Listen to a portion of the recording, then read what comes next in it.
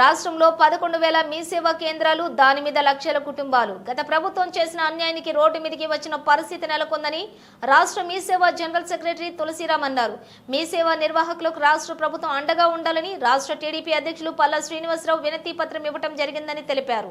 ఈ సందర్భంగా తులసిరామ్ మాట్లాడుతూ మీ సేవకు ఎటువంటి అన్యాయం జరిగిందని, మీ సేవ బలోపేతానికి టీడీపీ కట్టుబడి ఉందని పల్లా శ్రీనివాసరావు హామీ ఇచ్చారని మీ సేవా నిర్వాహకులు తెలిపారు.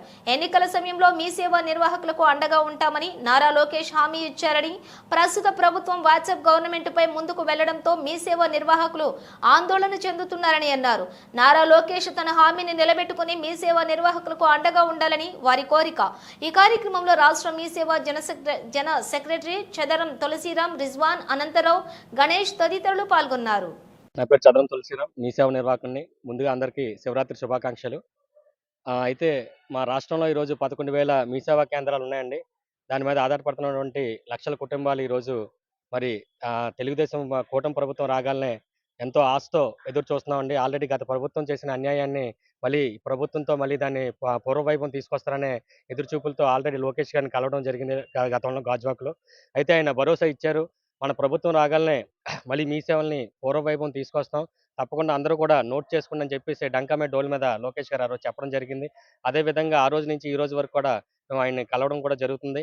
అయితే ప్రస్తుతం ప్రభుత్వం వాట్సాప్ గవర్నమెంట్స్ మీద అడుగులు వేయడానికి ముందు చూపు చూపిస్తున్నారు.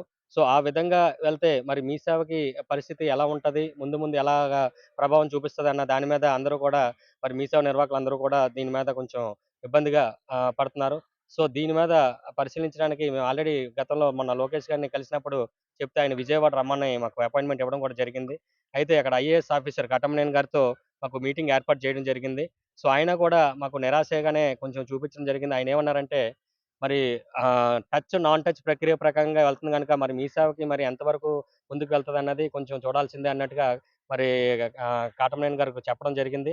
అయితే మేము కూడా అడగడం జరిగింది, సార్ మరి ఇంతమంది మీ సేవ నిర్వాహకులు దీని మీద ఆధారపడి ఉన్నాం. మరి మా పరిస్థితి ముందు ముందు మా పరిస్థితి ఎలా ఉంటది ఏంటనంటే, ఏదైనా సరే ఫైనల్ డెసిషన్ లోకేష్ గారే తీసుకుంటారండి. సో ఆయన డెసిషన్ మీద ఆధారపడి ఉంటదని చెప్పేసి ఆయన చెప్పడం జరిగింది. అదే విధంగా మరి ఈరోజు నేడు గాజువాక మా రాష్ట్ర అధ్యక్షులు, మా గాజువాక శాసనసభ్యులైనటువంటి మా పల్లా శ్రీనివాసరావు గారిని కలవడం జరిగింది. "అన్నయ్య ఇలాగ మా పరిస్థితి గతంలో మన గాజువాక నియోజకవర్గంలోనే మరి లోకేష్ గారు మనకి హామీ ఇచ్చారు. రాష్ట్ర మీ సేవ నిర్వాహకులందరూ కూడా చాలా ఆనందపడ్డారు.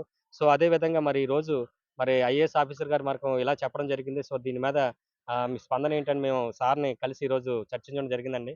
సో ఆయనైతే ఒకటే అన్నారు, "మీరైతే ఎటువంటి భయపడే పని లేదు. మీ సేవను తప్పకుండా మేము మళ్ళీ ముందుకు తీసుకెళ్తాం. తప్పకుండా మీ సేవను ఫస్ట్ ఫేజ్ మళ్ళీ మీ సేవను మళ్ళీ పూర్వవైభవం తీసుకొస్తాం.